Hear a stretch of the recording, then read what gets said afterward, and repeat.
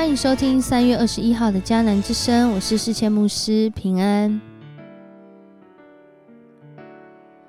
我们今天呢要来分享的是士师记的第1章22到36节。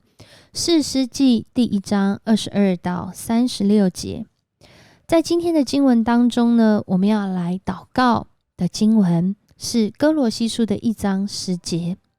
这里的经文呢，说到保罗对当时弟兄姐妹哥罗西的弟兄姐妹祷告守望，在祷告中盼望他们能够切实明白上帝的心意。然后这段经文就继续说到，明白上帝的心意是为了什么呢？是为了好使你们行事为人对得起主，凡事蒙他喜悦，在一切善事上结果子，对上帝的认识更有长进。当我们认识上帝的心意，是要让我们的生命怎么样，在行事为人上对得起主，而且在对上帝的认识上是更有长进。当我们明白上帝的心意，他的心意临到我们的身上，我们在我们的现实环境里面一定会遇到许多的挑战。然而在这个挑战当中呢，上帝也挑战我们行事为人对得起主，对上帝的认识就要更有长进。因着我们愿意按着上帝的心意来行事，我们会在各样的处境中，可能越是痛苦，越是挑战，越是困难，或是越是没办法想象的环境，但是对上帝的认识，我们会发现如同约书亚记那时候一样，上帝是全能的上帝，上帝是保护的上帝，怎么会有人都已经过了河才在那里行割礼呢？因为在那个环境里面，更是可以感受到真的是上帝保护我们，而不是我们用自己的方式好像能够保护我们自己。有一种保护，全然的保护，是即使我们看似弱势，在危险当中，上帝的保护仍然同在。然而在今天的经文中，很可惜的，以色列人没有赶走迦南人。这个上帝透过过去在约书亚身上不断一直告诉他们，要赶走，当你们得地为业的时候，要赶走这些迦南人，以免这些迦南人他们所带着的这些异教信仰跟背景，使你们远离了上帝，远离了他的应许，落入在罪恶当中。最后这些异教信仰文化反而会成为你们背上的刺，反而会成为你们的重担，反而成为你们的威胁。然而在今天，以色列人他们没有赶走的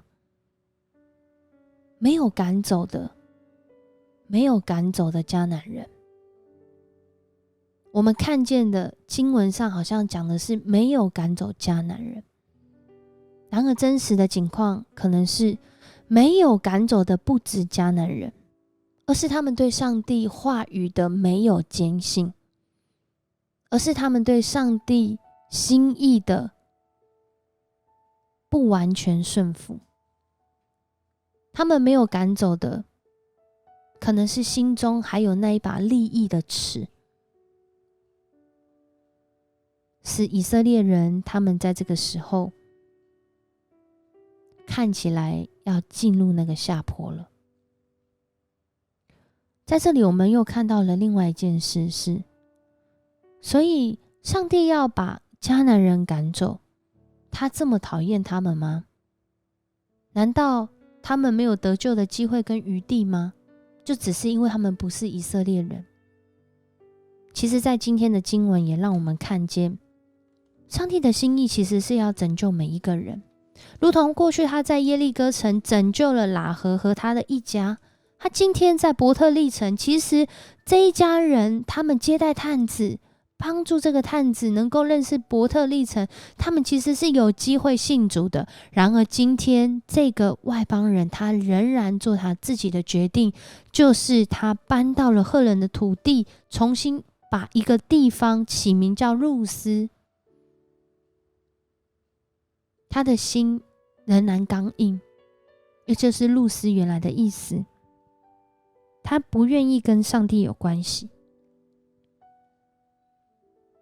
所以当我们看到这段经文的时候，上帝其实要赶走的不是迦南人，而是要赶走的是远离上帝的心，不信上帝的心。当我们读到这段经文的时候，不知道上帝在今天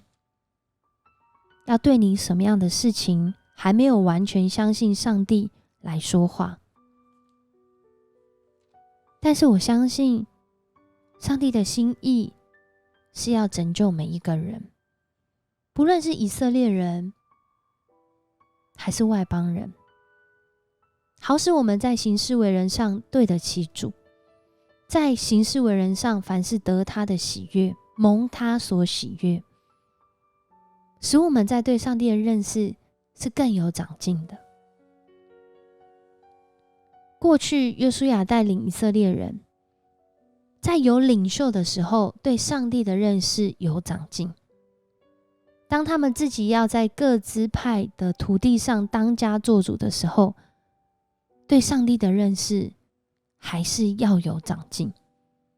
上帝说会打赢就是会打赢，然而我们愿不愿意相信呢？我们愿不愿意将我们的不信赶走呢？我们愿不愿意将我们的软弱赶走呢？我们愿不愿意将我们自己的思想意念赶走，以至于上帝的思想来代替我们自己，使我们脱离恐惧、控告、不信、怀疑当中。求上帝帮助我们，让我们如同以色列人，在这个迦南美地上，但是不同于这个时候的以色列人，我们要赶走内心的不信，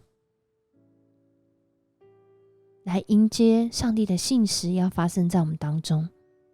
我们一起来祷告。爱我们的上帝，我们向你献上感谢，谢谢你用今天你的话语来邀请我们，让我们看见主啊，我们要用信心来宣告我们愿意降服在你的心意里面。你的心意是要我们在行事为人上对得起主，你的心意是要叫我们在对你的认识上有长进。谢谢你的爱帮助我们，我们要奉主耶稣的名，去除一切对你的不信、怀疑跟不安，让我们依靠你的话语，要征战得胜，并且要完全的来得胜。主啊，你的心意是要叫我们专一跟随你，专一来领受主你的应许。主帮助我们不偏离左右，更是让我们在这充满挑战的环境当中，主我们成为那一个专一依靠你，让人透过我们的专一依靠来认识主你的恩典，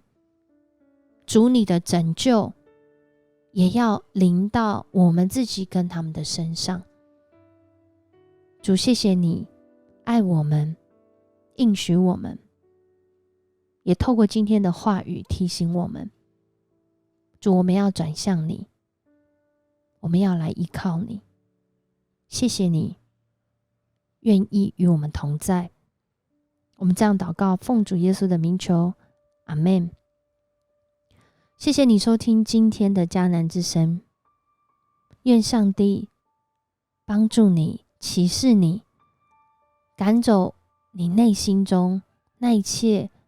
阻碍你完全依靠上帝的原因，